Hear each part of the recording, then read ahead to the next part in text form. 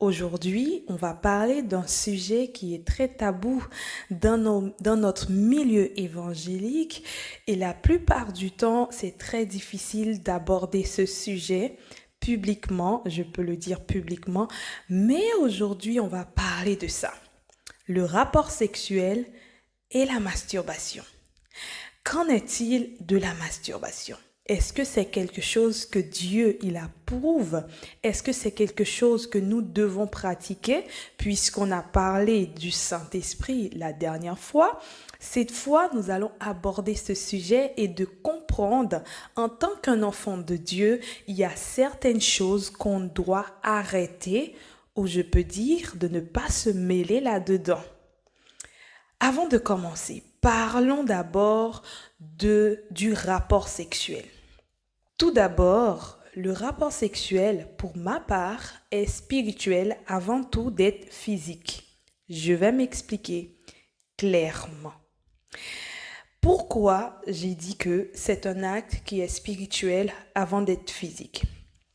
Il faut qu'on remonte, j'aimerais bien vous faire voyager à travers de la Bible, à travers de la parole de Dieu, puisqu'on doit s'inspirer de la parole de Dieu en toutes choses.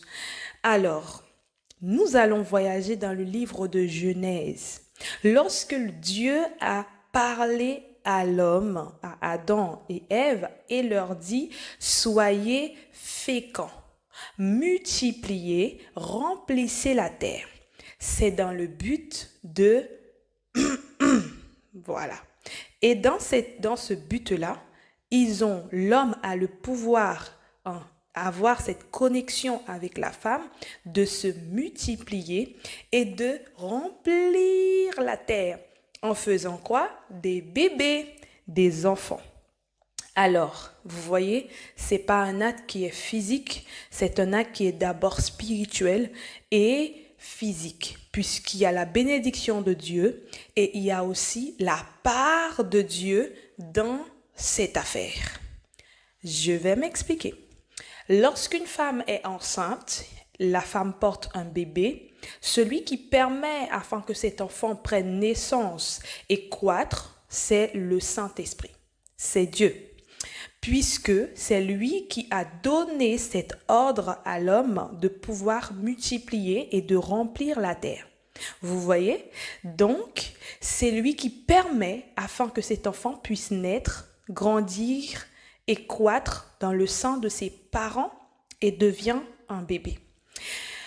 J'ai souvent entendu dire que une mère parfois n'est pas une mère, c'est tout simplement une mère porteuse.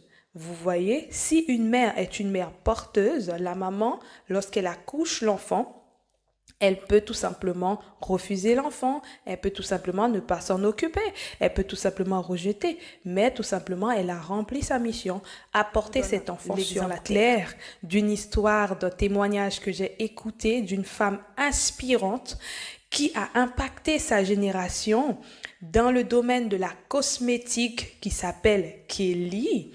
Cette femme, c'est une Guadeloupéenne qui a raconté son histoire à travers son histoire de famille, comment sa maman l'avait traitée. Je vous conseille de regarder son histoire, vous allez comprendre plus et en tirer aussi des leçons, comme moi j'ai en tiré des leçons vis-à-vis de son histoire qui est, peu importe l'être humain que tu es, sache que dès que tu es, du moment que tu es sur cette terre, il s'agit de Dieu.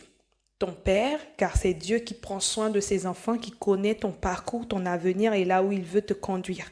Aujourd'hui, elle est une grande milliardaire dans notre génération de Black et aussi dans notre génération en globalité, en France tout simplement. Qui aurait dit ça? Mais c'est la volonté de Dieu. J'aimerais dire quelque chose aujourd'hui à quelqu'un. Tout ça, c'est pour vous faire comprendre que Dieu a sa part dans le rapport sexuel. Dieu a sa part dans la multiplication des êtres humains. OK? Voilà. Donc, on va voir le rapport sexuel dans un couple est sacré. C'est quelque chose qui est sacré. Dans les anciens temps, les grands-grands-parents ne faisaient pas ces choses-là devant les enfants. On vit dans une société où on voit de tout et de rien. Bon, je ferme la parenthèse. Mais c'est quelque chose qui se passe dans l'intimité. C'est-à-dire que quelque chose qui se passe entre les quatre murs. C'est pour vous dire que c'est sacré. Les gens n'ont pas à être au courant de ça, puisqu'il y a l'intimité de l'un et de l'autre qui se découvrent ensemble. C'est sacré et c'est quelque chose qu'on doit respecter, honorer, respecter. Et chapeau tout simplement pour tous ceux qui sont mariés. Voilà. La troisième chose, j'aimerais qu'on voit à travers de notre petit voyage dans l'Ancien Testament sur ce verset, Dieu a dit sujettissez, c'est-à-dire que cet fruit que la femme va donner naissance, qui va grandir et naître sur la terre, doivent maintenant participer, entre guillemets, dans les choses de la terre.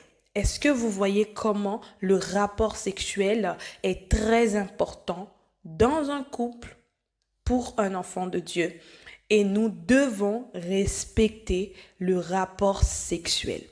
Maintenant, sur quel point que je veux venir avec vous? On va toujours rester dans notre petit voyage sur l'Ancien Testament. Il fut un temps, il y a un jeune homme qui a désobéi à l'ordre de Dieu vis-à-vis de cette pensée qui est la sujettissez, remplissez le rapport sexuel, tout simplement. Qu'est-ce qu'il a fait? Dans une famille, l'histoire raconte qu'il y a une jeune fille qui est mariée à un jeune homme. Et ce jeune homme avait des frères qui le précédaient. Et ce jeune homme, malheureusement, est décédé sans donner d'enfant à cette dernière. Et puisque dans l'Ancien Testament, c'était permis que lorsque la jeune femme est veuve, elle peut encore remarier avec le frère de son mari, voilà, qui était avec lui en fait en soi. Du coup, qu'est-ce qui s'est passé? Maintenant, le père a donné en mariage à cette jeune femme à son fils qui précédait le frère. Ce jeune qui s'appelle Onan, qu'est-ce qu'il a fait? À chaque fois qu'il a eu les rapports sexuels avec sa belle-sœur, il enlevait la partie et il faisait couler le liquide important qui donnait de la semence, qui portait des fruits, pour ne pas donner des progénitures à son frère décédé. Il disait que lui, il va pas faire d'enfants avec cette jeune femme parce que les enfants qu'il va faire, ce sera pas ses enfants, ce sera considéré comme l'enfant de son frère. Et pour cela, il avait refusé de faire des enfants à cette dernière. Il enlevait la chose et il faisait couler le liquide. Voilà. Voilà. Dieu a vu la désobéissance de ce dernier et il a vu l'égoïsme de ce dernier. Qu'est-ce qu'il a fait? Il a décidé de le prendre aussi, tout simplement. Voilà. Et l'histoire est d'aille. Qu'est-ce qu'on peut en tirer dans cette histoire? C'est pour vous dire que lorsque vous êtes en couple avec vos partenaires, vous devez porter des fruits. Vous devez porter des fruits. Vous savez, il y a beaucoup de couples qui refusent de donner des enfants à leurs partenaires. Il y a beaucoup de couples qui se sont mariés malheureusement. Dans le mariage, il y a des choses qu'ils apprennent et tout simplement, ils refusent de donner des enfants. Ils refusent de faire des enfants dans ce mariage-là. J'aimerais vous dire que il y a une chose de prendre la décision à deux de ne pas faire des enfants et c'est une autre chose de vouloir vous-même de prendre la décision et de dire que vous ne voulez pas faire des enfants. Savoir que devant Dieu, c'est un péché. Savoir que aussi c'est aussi de l'égoïsme en soi de ne pas comprendre le tiers partenaire en face de toi.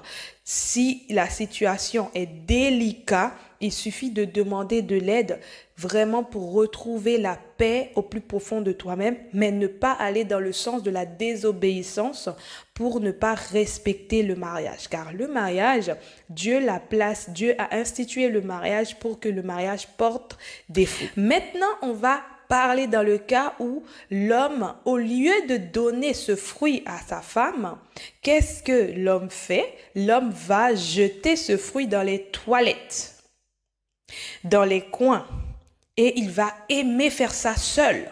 Ou dans un couple, les personnes se font le rapport seul. Oui, ça existe. Il y a des personnes dans un mariage, ils se sont étonnés dans le mariage, mais ils font les rapports seuls. Aujourd'hui, j'aimerais vous dire quelque chose. De faire les rapports seuls, c'est pas ce que Dieu aimerait pour vous. Dieu aimerait que vous faites cela ensemble, car c'est ça qu'il a institué. Il a institué le mariage. Vous deux, vous faites un et vous multipliez. Maintenant, si vous ne voulez pas multiplier, ça c'est un autre domaine, mais il faut ton partenaire pour qu'il y ait le rapport sexuel devant Dieu.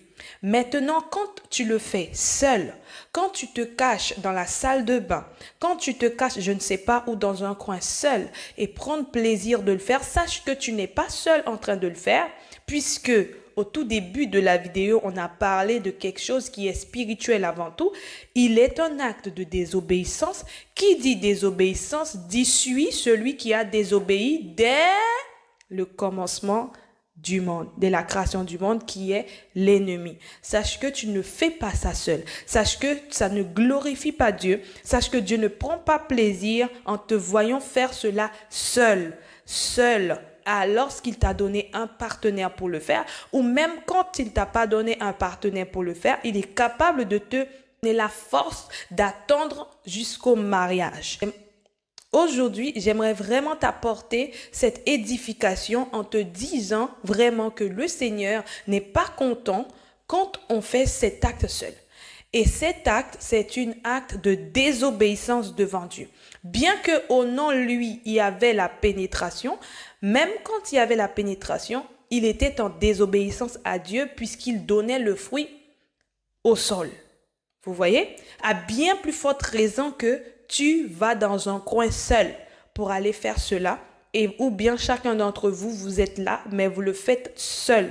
Sache que c'est un acte de désobéissance devant Dieu, et qui dit désobéissance amène le péché. Et qui dit péché amène un esprit qui viendra habiter et prendre plaisir dans ce que tu es en train de faire et qui va venir à chaque fois t'inciter afin de pouvoir pratiquer cet acte suivi régulièrement, plus régulièrement, et pour pouvoir déranger ta vie et déranger ton système et t'enlever la paix, la joie de vivre et le bon comportement que Dieu veut que tu aies sur cette terre afin de pouvoir vivre. C'est pour cela qu'il est important de ne pas commettre cet acte seul, de ne pas jeter, de ne pas gaspiller ce que Dieu t'a donné comme fruit, d'aller le jeter dans les toilettes ou de le jeter, je ne sais pas, mais de plutôt attendre et de parler à Dieu afin qu'il te donne l'homme ou la femme de ta vie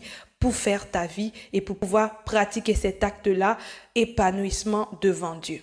La dernière des choses que j'aimerais appuyer à travers de cette vidéo, c'est de dire que le rapport sexuel glorifie Dieu dans un mariage.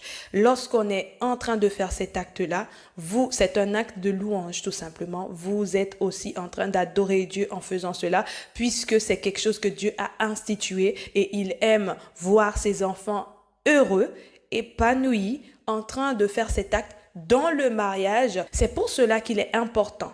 Une femme qui n'arrive pas à enfanter, qui est mariée avec son partenaire, qui vit vraiment une vie de sainteté, qui vit une vie qui plaît à Dieu, dans cet acte de rapport sexuel, il est capable.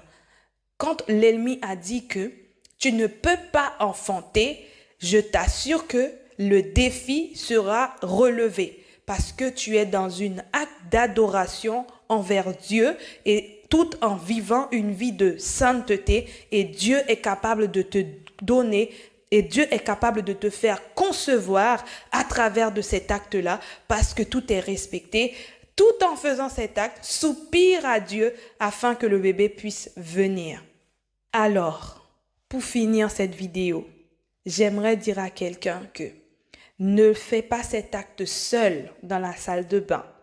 Ne le fais pas seul dans ta chambre.